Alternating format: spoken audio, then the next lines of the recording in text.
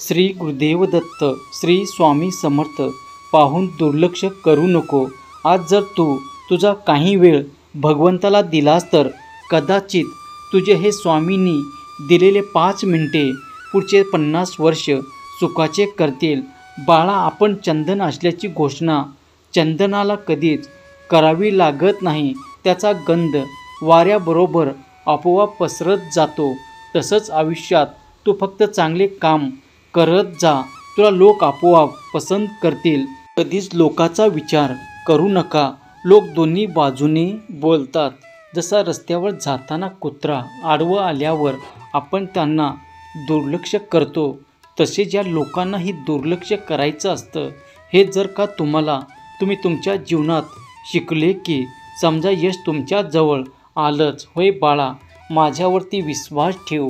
कारण तू जे अशक्य तुला वाटतं, तुला जे कधीच होऊ शकणार नाही असं वाटतं, पण तू विसरू नको. ते तुला अशक्य आहे असं वाटू देऊ नकोस. तुझ्यासाठी अशक्य असेल ते देवाला शक्य आहे. आज तुम्हाला नक्कीच अनुभव येणार आहे. फक्त या चॅनलला सबस्क्राईब करून घ्या. कारण आत्ता तुम्ही जर स्वामीजवळ आला नाही तर स्वामी तुमच्या आयुष्यातून कायमचे निघून जातील. बाळा, हा संदेश मोजून तू 5 मिनिटे ऐक. भाग्यवान ठरशील. स्वामीचा आशीर्वाद प्राप्त करून घेण्यासाठी श्री स्वामी समर्थ असे टाईप करा आणि हा संदेश तुम्ही शेवटपर्यंत ऐका. अखंड दिशेने आपल्या जीवनाची आपल्याला केवळ एकच बाजू कळते.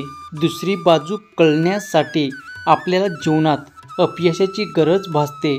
त्यामुळे जर तुम्हाला जीवनात कधी अपयश आले तर तुम्ही नाराज होऊ नका. कारण तुम्हाला यश हे नक्कीच मिळणार आहे. फक्त प्रामाणिकपणे आपले काम करत राहा. होय बाळा, जसं मडक्याला आकार कुंभार देतो, तसाच शरीराला आकार देणारा कुंभार म्हणजे व्यायाम. जीवनात मोहाचा पहिला क्षण ही पापाची पहिली पायरी बनते. मला जे काही करायचे आहे ते गर्दीतून बाहेर येऊन कर. कारण गर्दीत तुम्हाला धाडस तर देईन, पण ओळख नाही. एक वेळेस 10 काम करण्यापेक्षा 10 वेळेस 1 काम करा. तुम्हाला नक्कीच यश प्राप्त होणार.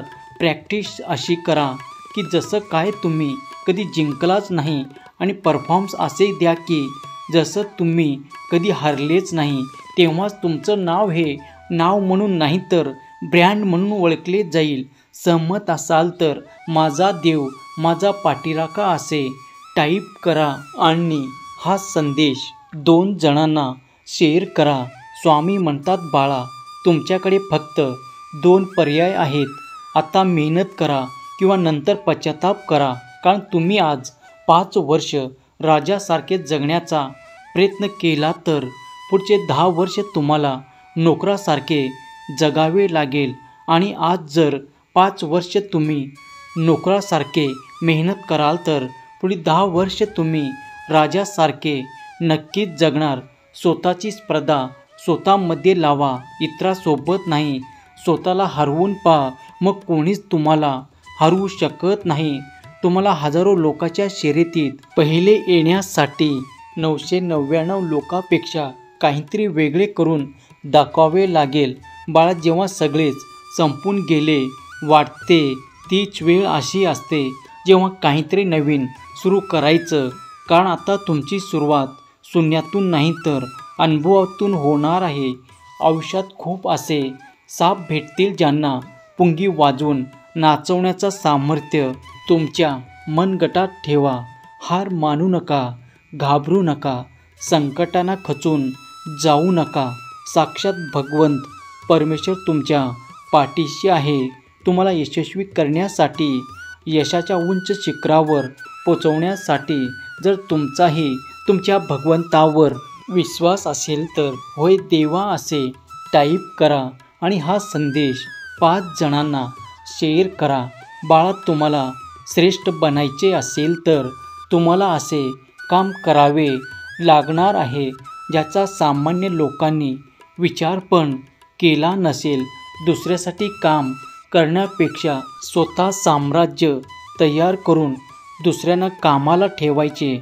देवाने सगळ्यांना सारखंच जन्माला घातलं आहे, पण इथे जो घासला जाईल तो चमकेल. आणि घासणे म्हणजे मेहनत करणे, कष्ट करणे.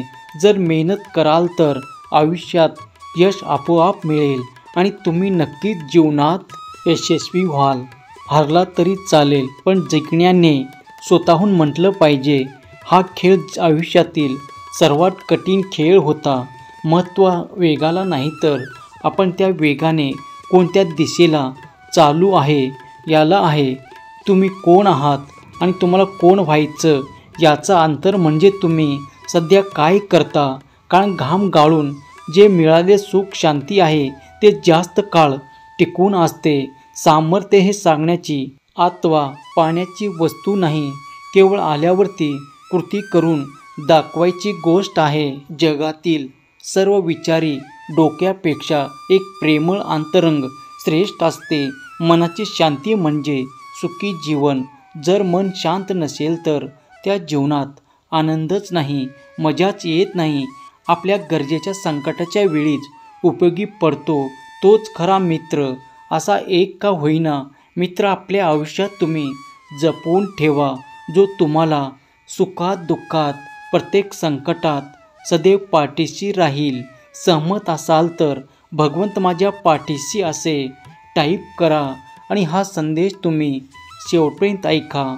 एखादी व्यक्ती खोटेपणा करणारा असेल तर तो एका 4पेक्षाही वाईट असतो. ज्या माणसाजवळ संयम आहे तो प्रत्येक गोष्टीचा धनी असतो. खरा मनुष्य कोणाचा द्वेष करत नाही, कारण तो सदैव सत्याच्या मार्गाने चाललेला असतो.